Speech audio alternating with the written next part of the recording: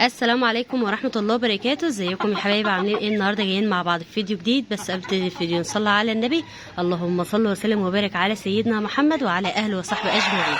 ازيكم يا حبايبي؟ عاملين ايه؟ وحشتوني كتير من اخر فيديو نزلته معاكم. طبعا عايزاكي بقى تعملي الاشتراك واللايك عشان افضل مستمريه معاكي، وتكتبي لي كده كومنت حلو عشان افضل مستمريه معاكي وافضل انزل فيديوهات كده وتشجعين. طبعا زي ما انت شايفه كده الفراخ معايا زي الفل. حبيت اللي انا بقى ايه اعمل لهم وصفه حلوه النهارده، بجد وصفه جباره. مش هتتخيلي فوايد المعلقه ديت اللي احنا هنعملها النهارده. بمعلقه واحده هنخلي الفراخ عنقود البيض يتكون. هنخليهم يبيضوا عندنا على طول كل يوم. في نفس الوقت هنخليهم بصحه جيده ما شاء الله. هيزيدوا معانا في الوزن، مش وكلتها فيتامينات وكلتها حديد.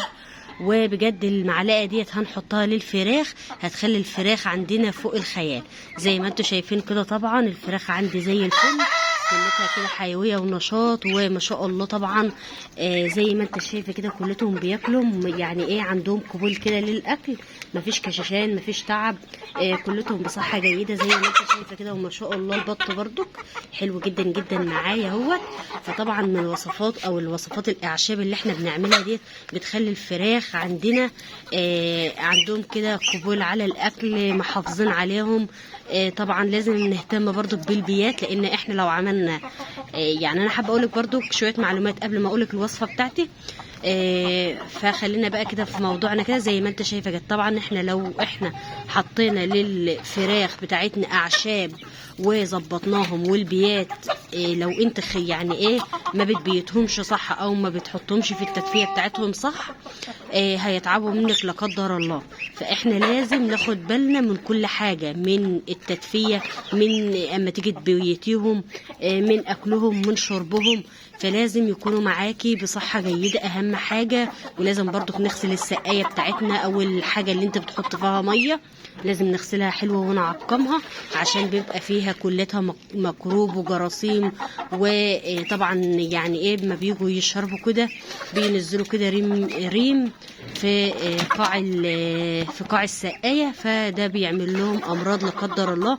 فاحنا عايزين كده ايه يكونوا بصحة جيدة، حتى لما نيجي نضيف بقى العلفة بتاعتنا الاكل بتاعنا او الاعشاب الطبيعية اللي احنا بنعملها، اسكان لبط اسكان لحمام اسكان لفراخ لاي طيور عامة، تكون معاك بصحة جيدة. فلازم نهتم بكل ده بالنظافة بتاعتهم. ده رقم واحد. بالبيات. رقم 3 لازم برضو تطلعي الفراخ بتاعتك في الشمس، تخليها كده تاخد طاقة كده من الشمس، تشيل اي التهابات عندهم عند الفراخ في العظم. فالشمس كالسيوم كالسيوم كالسيوم لاي طيور، فانت ما تستهونيش بالشمس. الشمس حلوة جدا جدا لاي طيور عندك. فزي ما انا بقولك كده شوف الفراخ عندي بصحة جيدة وما شاء الله. اما تلاقي بقى الفرخ كده او الديك او البربرة الريشة بتاعتهم بتلمع كده او البطة، تعرفي ان البطة بصحة، الفرخة بصحة جيدة، البطة بصحة جيدة. اما تلاقي الطيور عندك كلتها كده الريشة بتاعتهم حلوة كده وكلتها حيوية ونشاط، تعرفي ان الفراخ عندك ما شاء الله انت كده مظبطاهم كده من الحديد من الكالسيوم من الفيتامينات. فطبعا ما يبقاش عندهم اي ديدان. فانت لازم تاخدي بالك من النقط ديت عشان تبقى معاكي تربيه ناجحه وزي الفل. فبجد احنا عندنا اعشاب في بيتنا واحنا بنستهون بها، فانت ما تستهونيش بالاعشاب الطبيعيه، احسن من الدواء 1000 مره. يعني انت لو جيتي بصيت هتلاقي عندك في بيتك صيدليه، في بيتك صيدليه وفي بيتك مضاد حيوي، يعني لكل اي يعني كل مشكله عند الفراخ هتلاقيها موجوده علاج للفراخ او للطيور عندك. فزي ما انت شايفه كده ما شاء الله كلتهم حيويه وكلتهم نشاط. فيا رب كده الفيديو بتاعي يعجبكم كده النهارده. اهم حاجه دايما كده صلى على النبي. اللهم صل وسلم وبارك على سيدنا محمد وعلى اهله وصحبه اجمعين. اهم حاجه ما تنسليش اللايك والاشتراك فضلا وليس امر، عشان كده افضل مستمريه معاكي دايما. وفي نفس الوقت لازم برضو نغير لهم الوجبه، تحط لهم كده يعني ايه الحجم بتاعهم بقى ما شاء الله حلو معايا، والاوزان حلوه جدا جدا. فالفرخ كده رمى معايا لحم وما شاء الله وزنه ما شاء الله حلو جدا جدا. فطبعا زي ما انا عايزه اعرفكم برضو، انا كنت يعني ايه ببتدي اللي انا اجيب لهم خيار اخرطه كده على العلف، اجيب لهم عيش. فاحنا لازم ننوع للفراخ بتاعتنا. فبعد كده ببتدي اللي انا اجيب لهم كده إيه بصله كده على غير ريق، ما شاء الله بتخلي معانا الفراخ ما يجيلهاش اي امراض، بتشيل من عندهم اي ميكروبات تجيلهم. البصله اللي لو خرطتها كده خرط ناعمه على وجبه العلفه ما شاء الله بتبقى ريحتها حلوه كده وفتح شهيه، وبتشيل اي امراض يجيلهم وبتخليهم بصحه جيده. فلو انت ما انتش حابه ان انت تخرطها كمان، ممكن تحدفها لهم كده، يعني تقشريها بس وتقطعيها 4 قطع، هتلاقيهم ما شاء الله بينقرهم، لان الفراخ دي بتنقر اي حاجه. ف حلوه جدا جدا لو حتى عملتها على غير ريق قبل ما ياكلوا كمان، هتلاقيها ما شاء الله. فزي ما انت شايفه كده طبعا الفراخ عندي ما شاء الله حلوه. فالنهارده بقى هنحط لهم كده الوجبه بتاعتنا كده النهارده. هحط لهم كده علفه على عيش. العلفه حلوه جدا جدا. طبعا انا مش عايزه احط لهم بقى الاكل دلوقتي الا لما نحط لهم بقى المعلقه السحريه بتاعتنا اللي هتخلي الفراخ بتاعتنا زي الفل. تمام. ببقى بقى مكسره كده العيش بتاعي عشوائي كده، ومش مكتره لهم الوجبه اهو، مش مكتره لهم الوجبه لاني مش عايزاهم يتبقى حاجه ويعملوا عليها فضلات ويجي لهم كده امراض لا قدر الله.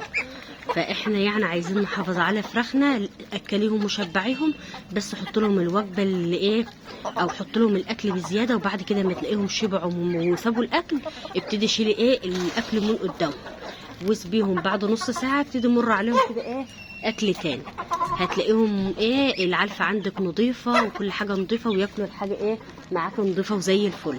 زي ما انت شايفه كده طبعا البط عندي كله حيويه ونشاط، والفراخ ما شاء الله حلوه جدا جدا. فتعالوا بقى نشوف المعلقه بتاعتنا الجبار اللي هتخلي الفراخ بتاعتنا زي الفل. معلقتنا يا ترى النهارده زي ما انتوا شايفين كده المعلقه دي بجد فوق الخيال. لو عرفت فوائدها بجد مش هتقدري انت تسيبها للفراخ عندك وهتحطيها على طول. معانا بقى معلقه حبه البركه، حلوه جدا جدا وفوق الخيال زي ما انا بقولك. تعالى بقى نحطها على الاكل كده، وبعد كده نعرف فوائدها هتفيد الفراخ معانا او البط هتفيده ازاي. طبعا اهي هبتدي اللي انا احطها كده بجد حلوه جدا جدا. بس بقى اللي انا اقلبها كده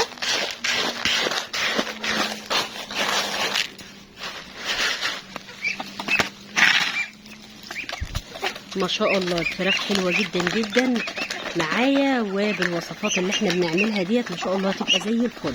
طبعا عايزين نعرف فوائد حبه البركه. فوائد حبه البركه غنيه عن البروتين والفيتامينات، وفي نفس الوقت هي وكمان كلتها حديد ورفع مناعة من الدرجة الأولى لجميع أنواع الطيور، وكمان فتح شهية، وبتزود الوزن للطيور، وكمان مفيدة، وكمان فيها فايدة 35% من الزيوت والدهون النباتية، وبتعمل على أقوى الأمراض ومضاد للالتهابات ومنشط للجهاز المناعي، ووقاية لأي أمراض تجيلهم، ووقاية لأي أمراض تنفسية. وما شاء الله حبة البركة علاج واحد بجد، علاج من الدرجة الأولى الطبيعية بجد. حطيها على العلفة لمدة أسبوع ما شاء الله خلي معاك الفراخ زي الفل. يعني هي كلتها بروتين، كلتها فيتامينات، كلتها حديد، رفع مناعة لجميع أي طيور عندك، فتح شهية، لزيادة الوزن. ففيها من الزيوت والدهون النباتية، يعني بجد حلوة جدا جدا، وبتمنع أي أمراض ومضد للالتهابات ومنشط للجهاز المناعة، وفي نفس الوقت وقاية لأي أمراض تجيلهم أو أي أمراض تنفسية. بجد حبة البركة صيدلية في بيتك. بجد حبة البركة يعني كلتها علاج ما شاء الله، تخلي عندك الفراخ زي الفل. زي ما انت شايفه كده ما شاء الله. انا بس يعني شوفوا بتخلي الفرخ معانا ما شاء الله ينطر ويبقى ما شاء الله حلو كده، مش كاشش مش مقرمد. فطبعا لو الفراخ عندك بصحة جيدة بتلاقيها معاك بترفع، وما شاء الله بيبقى الديك مليان وبيرمي معانا وزن.